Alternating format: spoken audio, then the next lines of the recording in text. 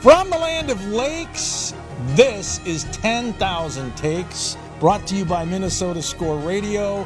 Wally and Eric back yet again, the long Labor Day holiday weekend edition. I know you were pining for this week off, but we said no. You got to show up because we're now into college football season. The NFL will kick off here shortly. The Minnesota Lynx are still a juggernaut.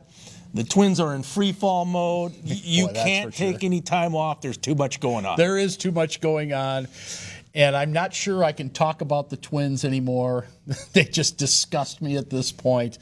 Let's go Vikings off the bat and to use a baseball term, because they've been making the headlines with all the moves that they had to make this week, getting the roster shaved down to 53 guys. And I know there's some moving parts here because, once guys are cut and they're free agents out there, that's when some of these trades happen, and that's when you pick up guys that you didn't know you were going to have and guys that are available that you didn't know were going to be available. So, but in the Vikings case, I think the trade of Harrison Phillips, that came at somewhat of a surprise. They end up moving Sam Howell. He was the guy they traded for, let's not forget that, to be the backup quarterback. But he landed with a thud during the preseason and at camp, and so they said, out of here, and they go out and get Carson Wentz, the former North Dakota State guy, who, of course, had some success in Philadelphia until he got hurt, and then he didn't have success in Philadelphia. So it's been a whirlwind, to say the least. And then, to top it all off, former Gopher quarterback Max Brosmer is your third-string QB. Yeah, wow, that's almost a Kurt Warner-like story there. That's a lot to unpack, by the way, all the stuff you just laid out. Yeah. So Sam Howell, like Thurston Howell III on Gilligan's Island, it really was a 3-hour tour. 3-hour tour for Thurston, yes. He's gone. But look, I think for the Minnesota Vikings, there's a huge spotlight shining, obviously, on J.J. McCarthy. His first NFL start will come on ABC's Monday Night Football, oh, by the way, in Chicago against the Bears. But I think the Vikings have done a good job of having enough pieces offensively. I know they're banged up in the wideout room. Right. Let's not forget that. They won't have Jordan Addison, and they're going to miss him. He can blow the top off of a defense. So the Bears catch a break there. But with Jordan Mason, the acquisition from San Francisco, who ran very well, replacing the injured Christian McCaffrey last season, and Aaron Jones, I think you have a 1-2 punch with a fullback, C.J. Ham. You can lean on the run. You can go ground and pound if you want. In fact, I hope they do that because running the football is coming back into vogue in the NFL. Well, and that'll help J.J. McCarthy. Exactly. That's really my point. Yeah, I think that, when you got a rookie quarterback and a guy who's just getting his feet wet in the NFL, why not hand the ball off to Aaron Jones? Why not hand the ball off to Jordan Mason or throw those little flanker type of passes out in the flat and let them run with the football? Make it simple. Don't get too complicated here. Let's not have a repeat of what we saw in the playoffs last year against the Rams and that we saw in the last game of the regular season against Detroit when they refused to change things. No, they didn't. And your guy Sam Darnold got buried and it was just a disaster. There were no coaching maneuvers by the Vikings offensively at the end of last season when Aaron Glenn, then in Detroit, threw out that blueprint of how to shut down Sam Darnold. And we saw the Los Angeles Rams with I think it's one of the Shula kids who coaches their defense. Did the same thing. They did not adapt or adjust. They weren't very flexible. But I do think for the Vikings and J.J. McCarthy, it's all about just going out there and doing what they ask of you. As you said, keep it simple. You have other weapons. But on the flip side, Brian Flores and that defense, if they can get out of the gate with that Minnesota mayhem. On the other side, the Chicago Bears have Caleb Williams, who came out the same year as J.J. McCarthy. Now, he has a bigger body of work. He played last season. He was very up and down. But now with this new head coach, Ben Johnson, who they think is their version of Kevin O'Connell, they feel like Caleb Williams will take the next step. But how's he going to fare against the Brian Flores Vikings defense? And for J.J. McCarthy, deciphering defenses in the NFL is so much different than what you see in the college game. They're going to mix up looks. What you think you're going to get isn't necessarily what you're going to get. Which of these young quarterbacks will figure it out faster? Well, I think Caleb Williams has a year under his belt, playing every day. So I think that's the guy that's going to figure it out faster. But that having been said, As long as they do, as Felix Unger once said to Oscar Madison, KISS, keep it simple, stupid. And if they do that and they're able to run the football with those road graders that they brought in, we'll see. Maybe they will have some success on the grass. And that's the other thing to watch. That O-line, there's some new pieces. Right. O-lines don't always gel right away, and they didn't get a lot of snaps in the preseason. So how long does it take for this rebuilt physical offensive line? Can they get ready to go for the Vikings? Yeah, we shall see. All right, we will talk more Minnesota Vikings. Coming up next, we're going to hear from a guy you heard on the radio for years doing Vikings broadcast, Greg Coleman, the punter, coming up. He's going to preach to us. We'll get our kicks with Greg. You're on 10,000 Takes Your Purple Ticket.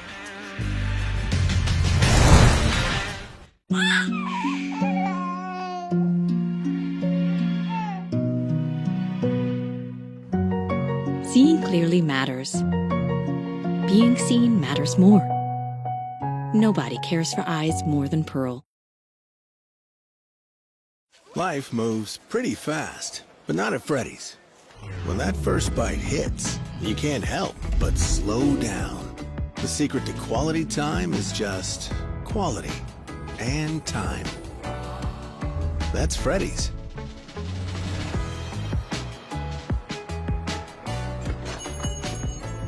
Mom, what's wrong with them? That's called quality time. Don't stare.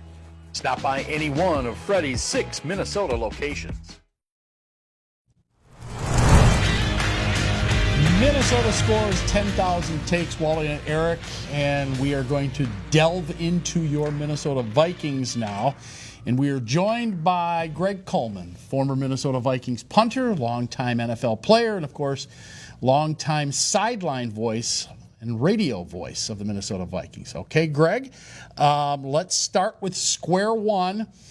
Are there any new faces on this roster? And let's put J.J. McCarthy aside because technically he was on the roster last year, on the injured reserve, no doubt. But are there any new faces on this roster that you are excited about and interested to see how they can add to the success of the Vikings this year? Well, each year there are going to be a lot of new faces, and this year is no different. I think one of the biggest surprises was the trading of Harrison Phillips. That was a shocker to a lot of people because he was such an integral part of that defensive front and Flores' defense. But I always say that coaches tend to know a little bit more than we do. As Monday morning quarterbacks or sideline analysts sitting in chairs and all of those things. They had to see something for a lot of those young guys in practice. Training camp is a lot different than when I played. I think training camp as we know it will continue to be scrimmage against other teams. And then you play a preseason game. And I think they'll do that for a couple of weeks. And then they'll throw that third preseason game in the regular season. But everything is under a microscope, and they saw something in a lot of these young players that the naked eye can't see. So you'll see some names that'll surprise you. When these final cuts, because we're in the midst of it now, and there's some trades going here and there. I don't think they're done with the receiver piece. You may or may not see Adam Thielen back in purple. Who knows? Because I tell you what, they're going to miss Addison these first 3 games.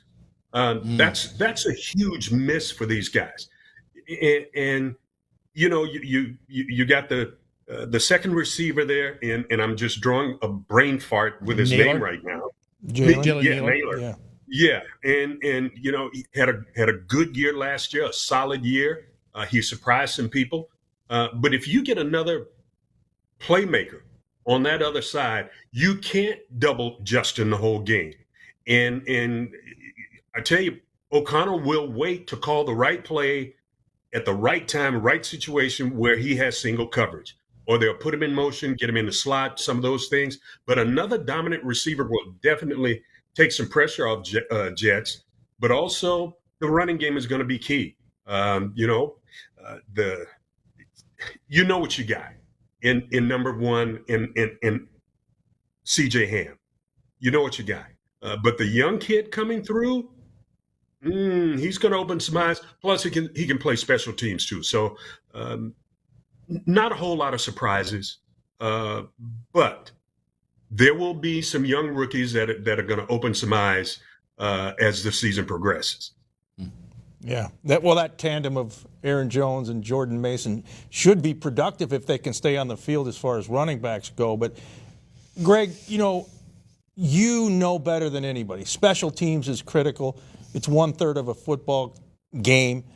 You punted in places like Cleveland, the old stadium on Lake Erie, at the old Met, when once you got to November, who knows what kind of weather you were going to get. And you're going down to Chicago, where you've been many times to punt and to broadcast. I know it's week 1, it's September, it won't snow, it won't be cold, but it might rain and it might be windy in the so-called Windy City. How do you prepare as a punter for Soldier Field in a game where these special teams plays might decide it? Well, you take advantage of windy days during training camp. That's when you get your work in for the latter part of the season. I'll never forget when I got to Minnesota, the 8th game in 1978. And had some good games when I first got here, the 8th game of the season. But as we progressed, Bud would kept inching over to me and said, I don't want you worrying about averages and all this kind of stuff because we've got something called a nor'easter. I said, well, who is she? And he said the ball is going to get hard and it's going to get cold and it's going to get windy. Can you still kick it to the corners? I said, but I can do that in my sleep. He said, that's all I care about. I don't care about the average. You get me 35 yards, to the corner, no return, I'll take it. So my litmus test, my baseline was 44 yards, 4.4 hang time, and 4.4 yards a return. He said, if you do that, I'll be happy. And so back to Chicago, you're right, Eric. You never know what you're going to get in Chicago. It's definitely going to be windy. The flags are always blowing left to right. A punter can deal with a headwind or a tailwind. It's the side winds that give us so many problems because as you drop the ball, all it takes is the ball to drift just a half an inch over to the left and to the right. And you can remember the Sean Landeta miss many, many years ago, who was punting for the Giants and the Bears there. But it's going to be a dogfight. Week 1, I don't care. We don't like the Bears. They don't like us. I know Kevin Warren is there, the president now. You got much love for Kevin, but I can't stand the Bears. All right. Since we have a punter on as a guest today, that being you, I've got to ask this because you brought it up. The coffin corner. What in the world has happened to it? Now, somebody told me that through analytics or whatever, they've decided that dropping that thing in and having them down the football inside the 10 is more effective because potentially you could get a turnover. It's bull crap. Thank you for that. Why don't we coffin corner kick anymore? Because nobody has the kahunas to kick to the corners. Because everybody's concerned about contracts and distance and all of those things. It's a fine art. There are some guys who have, don't get me wrong, there are a lot of guys who still have the ability to do it, but coaches don't like to take that risk because when a guy misses a ball and it's not an ideal punt, the head coach comes right at that special teams coach who knows very little about punting or kicking, and all he can do is just yell at the player. Hey, everybody knows it's a bad kick. All right? But to perfectly answer your question, it really takes a sacrifice of that punter to be willing to sacrifice his average. Because if you sacrifice average, you're sacrificing your paycheck. Because punters and kickers are paid on, especially punters, paid on averages, whether it's net or gross. So you don't want to sacrifice all of those millions of dollars now that we did back in the day. Although, you can't compare apples to apples. It's a punter and a coach and an organization being willing to accept the mere fact you're not going to hit the 50, 60, 70 punt, each and every game. That 35-yard punt, 37-yard punt to the corner is just as effective as a 60-yard punt when you're backed up in your end zone. Thank you very much. That's the answer I wanted. So true. You got me hot up under the collar already, man. I knew that was going to do it. I knew also, I have to give credit what credit is due. it's the influx of the Aussie rule punt. Darren Bennett, the old punter from the San Diego Chargers came to Minnesota for a year or so, and he came in with the backspin on the punt like a pitching wedge on a short par four. So a lot of guys felt, hey, well, I don't have to take the risk of shanking the ball to the right or to the left, trying to go to the corners, so I can just flip it and do the Aussie rule punt. So it's easier for a lot of punters. Some do it more effective than others, but I still would rather go between the numbers and the sideline, hash mark to numbers, but make the return guy move left to right. I had a coach down at Florida A&M. His name is Pop Kittles. And I'm in practice one day, and I'm hitting 50, 60, 70 yards right down the middle. And Pop stops, and he looks at me. He says, well, baby, why are you kicking it right to him? I said, well, heck, Pop, that's where he's standing. And he, kind of scratched. He said, well, baby, why don't you make him work for his supper too? Make him run to the left, make it to the right. And he said, and I guarantee you, if you do it on a consistent basis, they'll find a place for you at the next level. There you go. And I was stupid enough to believe him. And that, when I heard Howard Cosell say Coffin Connor Coleman from Florida A&M University, I knew I had made it. You made it then. Yeah, and congratulations for making it. And I want to give you kudos. Recently, you had the 26th annual Greg Coleman golf tournament up at Bunker Hills in Anoka County for the YMCA of the North. And you told me at the tournament that you've played for Bud, Hall of Fame, Joe Gibbs, Hall of Fame, Pops down there at Florida A&M.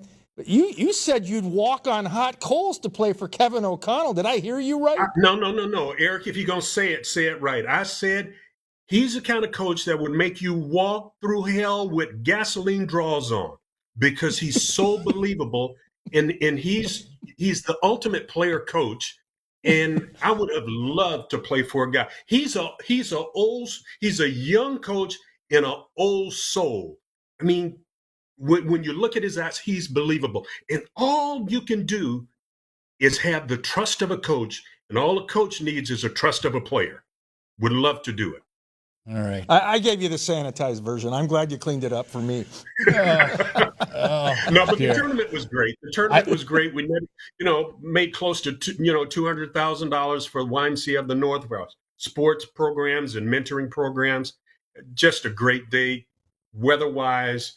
We were sold out for the umpteenth year in a row, and I just could not be happier to be in a place to help a community like the kids in the Twin Cities area.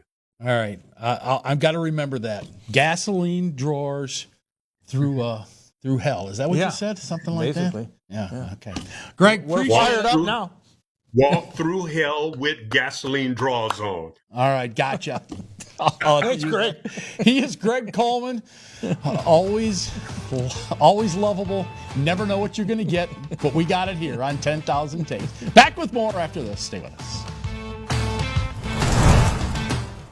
Life moves pretty fast, but not at Freddy's. When that first bite hits, you can't help but slow down. The secret to quality time is just quality and time. That's Freddy's.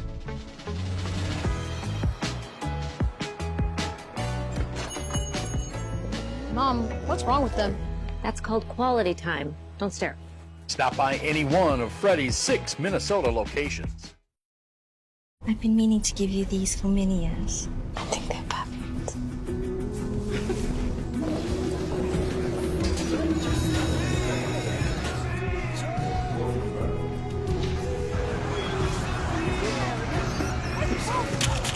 Maya? Oh, I love your earring. Why didn't you try these? It isn't just about vision, it's about care. Nobody cares for eyes more than Pearl. Let your adventure begin in Lakeville, Minnesota. We have over 90 places to grab a bite to eat, and we're close to the Mall of America, Valley Fair, and the Minnesota Zoo, plus hotel packages and great rates. Visit Lakeville. We're serious about fun all year round. Minnesota scores 10,000 takes, and I know that you have leveled off your enthusiasm for the Minnesota Twins as a result of yet another crash and burn this year. But there is reason to be excited about 2026. I'll start with something that I'm kind of interested / excited about. They're going to Dyersville, Iowa, to play in that Field of Dreams game against the Philadelphia Phillies. And, well, there's one game that you'd be interested in seeing, and I'm not sure if it's a home game or a road game or what it'll end up being, but the fact is that they do get to play down there. Now, that whole scene has changed quite a bit since I was there, for sure, because all that was there back then, this is about 12 years ago, was just the actual movie set field and the cornfield and then the house. Now they've added, the park where a couple of these games have already been played. So some fun stuff, at least from that perspective. Yeah, that'll be one, if you're a Twins fan or a baseball fan, you probably want to try to get to. I think the cornfields are going to look a little more corporate than when you were there and then when I was there way back in the day. They're upgrading the venue. They're making it more TV ready and all that. But I'd like to see that game every summer. And how they picked the Minnesota Twins, I'm not sure, because right now they don't really move the needle, not even in their own home market. But they're going to play the almighty Philadelphia Phillies. Especially in their home market. Especially where there's a lot of apathy right now after that liquidation they had in late July, where it was a clearance sale by the Pohlad family. So we'll see. And then the 2026 schedule is out. They're going to open on the road late March. Can you believe we're going to have to open every baseball season now in March? They'll be in Baltimore. That's a winnable series, right? Yeah, well, perhaps. Based on the way Baltimore played this year, I would say that's a fair statement. And the home opener, they're going to freeze out the Tampa Bay Rays in early April. That'll be fun for the Rays. Yeah, what will the Rays? Where will they be playing their home games this coming season? That is a great question. Yeah. Does Orlando have a ballpark that could give them what they need? Yeah, it's called Disney World. There you go. Okay. Your Twins, this has just been, it's been terrible. I don't even know what to say anymore about the rest of the season. This is the longest I can remember for a while that they've been playing out the string. I mean, this has been a big crash. Well, and we can't take ownership off the hook here. What they did was unprecedented. It was historic for all the wrong reasons. They gutted the team. Look, they were still on the cusp of being in the wild card chase. I'm not saying they were going to run down anybody, but they weren't totally out of it, and they just gave up. And I don't even know right now of the guys that are playing. It seems like the body language is, you know what? Can we get to the off season? and at the time of this recording, we're still in August. You still got all of September to play. Right. Now they got San Diego coming in this weekend. Very meaningful for the Padres. They're locked in a heated battle with the LA Dodgers out in the NL West. The Yankees are going to come here in September. Right. There's some reasons to go out to Target Field if you want to see the opposition. Exactly. All right. The opposition for your Minnesota Lynx has been about a half dozen times against the New York Liberty, the team that beat them in the WNBA Finals last year. However, they are the team to beat right now. Your Minnesota Lynx, especially with Nafisia Collier back in the lineup and healthy, they are just, talk about playing out the string. They're just waiting to see who they're going to play in the playoffs. And maybe it'll be Caitlin Clark. That'd be great. I mean, they're cruising toward the top seed. They don't get a bye. There's no bye in the WNBA, so they're going to have to play the 8th seed out of the gate, which at this point in time would be Indiana. I would assume the Fever are trying to get Caitlin Clark ready for the postseason. Probably. As you said, Nafisia Collier's back, and she was right out of the gate, her dominant self against Indiana the other night in Minneapolis. Exciting times for the Lynx, who've already won 4 titles in team history. But I want to say this, and I know I'm not throwing shade on the previous championships, but the WNBA popularity-wise wasn't where it was then as it is now. Or numbers-wise either. Exactly. So if you can win this 5th title when everybody cares about the WNBA, that even shines a brighter light on the Lynx and Cheryl Reeve and the great job that organization does. Yeah, no question. All right, still more to come here on 10,000 Takes. Yes, you guessed it. Takes of the day. Coming up next. Stay with us.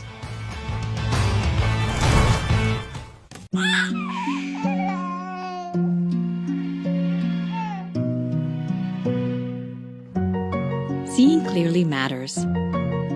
Being seen matters more. Nobody cares for eyes more than Pearl. Wally and Eric from 10,000 Takes here in the land of lakes. And if you want sports of all sorts, check us out. We cover all the bases, all the teams in the great state of Minnesota. Vikings, Twins, Wild, Gophers, Timberwolves, Loons, you name it, we do it.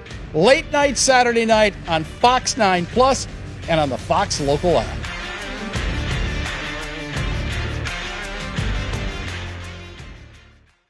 Life moves pretty fast, but not at Freddy's. When that first bite hits, you can't help but slow down. The secret to quality time is just quality and time. That's Freddy's.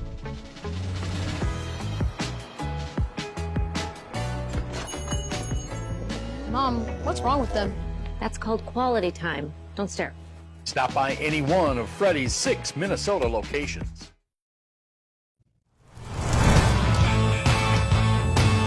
10K Takes on television as we wrap up yet another episode. Big shout out to the viewers in the Twin Ports, the Twin Cities, and we've got some newbies tuning us in. We do. Southern Minnesota, Rochester, Mankato. So the footprint continues to expand. We're almost like the NFL. We're Bigfoot. We are becoming Bigfoot in the sports world. So let's let these viewers find out. We do this shtick at the end of every show. Takes of the day. Are you an angry American, a cranky commander, or maybe a happy camper, or something else this week? Well, right now I'm a giddy Gopher because Gopher football season is upon us, and we'll see how this thing shakes out. Look, this is a season where they should win a lot of football games. Buffalo, Louisiana State, or Northwest Louisiana State, whoever they are. They have got games on this schedule that are very winnable. They got home games against Rutgers, Purdue, Nebraska. They've got Bucky here. I mean, this is really a schedule. PJ, you got a 12-game schedule? I'm saying you should win at least 8, if not 9 of those 12. If you're any worse than that, I'm not sure that we have changed anything in the dynamic of Gopher football. They have got to start winning games that actually mean something other than these patsies at the beginning of the season. So, PJ, go get them. Go Gophers. But you better win at least 8, if not 9 this year. All right, well, let's check out that mood meter. Yes. And he's a demanding diva. He's throwing the gauntlet down at PJ Fleck. Well, we'll see if the Gophers can deliver. Well, my take of the day, of course, college football was week 0 a few days ago as everything got going. And I found myself watching Stanford and Hawaii from Honolulu. Okay, some good angles there. Andrew Luck is now the general manager of the Stanford Cardinal. College football teams now have GMs. That's where we're at. Yeah. The head coach is Frank Reich. You may remember him. Yes. He used to coach with Indianapolis, quarterback in Buffalo. Anyways, Hawaii with the huge upset of a Power 5 team, Stanford, now in the ACC, oh, by the way. Kanze Matsuzawa walked it off with a field goal, his 3rd of the day. But where it gets interesting is Kanze Matsuzawa is from Japan. Right. And he wanted to be a kicker. Well, rumor has it there's not a lot of field goal kickers in Japan. So he learned how to kick off of YouTube. He watched YouTube videos and perfected his game. And then, because he didn't speak English at the time, he comes to a JUCO in the Midwest and gets on a team for a couple of years, picks up the English language. Now he's with Hawaii. He's already knocked Stanford out of the ranks of the unbeaten. And who knows what he's going to do down the road. But I thought it was a great story. The first YouTube-taught kicker that I know of in the history of football. Well, he learned to kick the same place you learned your English, YouTube. Wow. Yeah, you're exactly right. Kanze Matsuzawa. I'm just glad I can say his name. All right, on that note, we got to go. Thanks so much for tuning us in. We are 10,000 Takes, your sports ticket.